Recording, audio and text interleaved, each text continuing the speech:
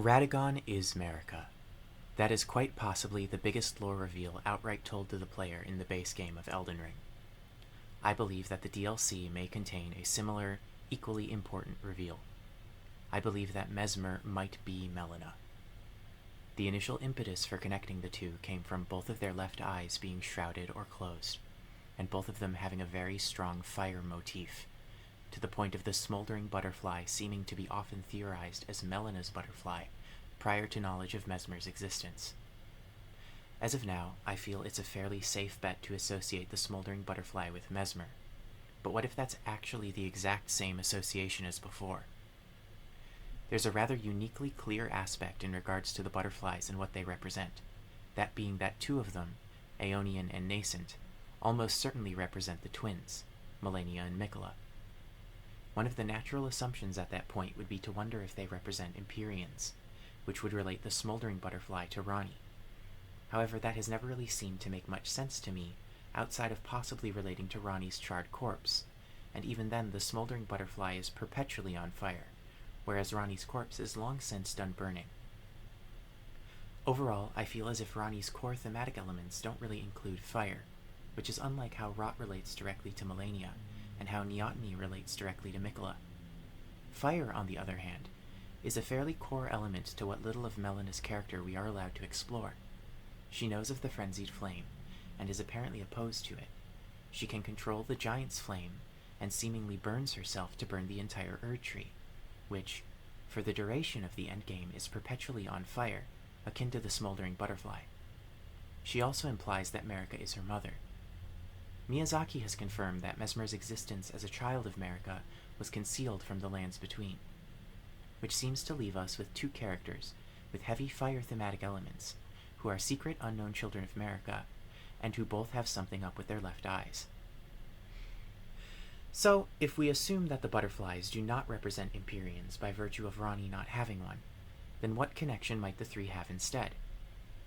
Well, Mikola and Melania share the same parents, so it's not a terrible stretch to extend that to whoever the flame butterfly represents as well, which would imply that said characters birthed from Marika and Radagon, or, to phrase it in a distinct but still accurate manner, birthed from the same singular entity, an entity with dualistic properties. And, when looking at the twins, one can see that those properties were inherited by virtue of them being twins. Two in one, passed down to the twins, literally two beings in one birth, twins that mirror one another thematically, and who seem to be quite close as well. Not to mention, if Mikola and Melania had somehow been one being, like Marika and Radagon, their curses almost seem as if they would cancel each other out, almost as if that could be a more natural or whole state for them. So then, how might this dualistic property be passed down to someone who isn't a twin? Well, why not exactly how it already exists in Marika? One being, two faces. One female, one male. If that property was innate to Marika, perhaps it's innate to her child. If that property was synthetically imposed on Marika, then perhaps the same was done to her child. Or perhaps that was the curse given to them, just like the twins each have a curse too. 3 butterflies, 3 children of a single god, each with a counterpart of the opposite sex, emblematic of their unique parentage. So, if this is the case, why then does Melina never show or mention her alter ego? She does imply that she is missing both her memories of her mission and her body. To quote Melina, "Though now everything is lost to me." Hearing that, it's not impossible to assume that she is completely unaware of an alter ego, if not also completely separate to it by virtue of being a spirit without a body. Or maybe with her body in the land of shadows and fully owned or resided in by Messmer. She specifically says she is burned and bodiless, not that her body has been burned away completely. Perhaps Messmer burned her out of himself due to conflicting goals. Elden Ring is not a stranger to alter egos in severe, direct conflict with one another, after all. Marika wishes to break the Elden Ring. Radagon wishes to reforge it. Messmer's goals assumedly involve hindering the Tarnished. Melina's goals assumedly involve helping the Tarnished. Then again, perhaps she is very much aware of being Messmer. In the DLC trailer, Messmer heavily implies that he does not find us suitable to be Elden Lord. Melina, however, does think us suitable, right? In Melina's own words, Torrent had your measure from the very start, whereas I merely pretended. And later, this tiny golden aura is the grace of the Erdtree. This light once shone in the eyes of your tarnished brethren, but now it is all that guides you. Or so I hear. You can see them, can't you? A couple of other choice lines of dialogue to look at in more detail are, I can play the role of maiden, and I am no maiden. Of course, Melina is referring to finger maidens pretty specifically in those dialogues, but all the same, it's interesting to think about. That earlier line about her memories too, in full, though now everything is lost to me. I have to ascertain for myself the reason for which I live, burned and bodiless. She doesn't specify memories there, actually, just that everything is lost to her, which could be interpreted as everything has been taken from her, and that she wishes to fully make certain just what her given purpose or current goals are. Messmer's purpose seems to be burning all who are spurned by the grace of gold. And Melina certainly knows we aren't spurned by the grace of gold, right? At the capital, Melina says, you were unable to enter the Erdtree, no?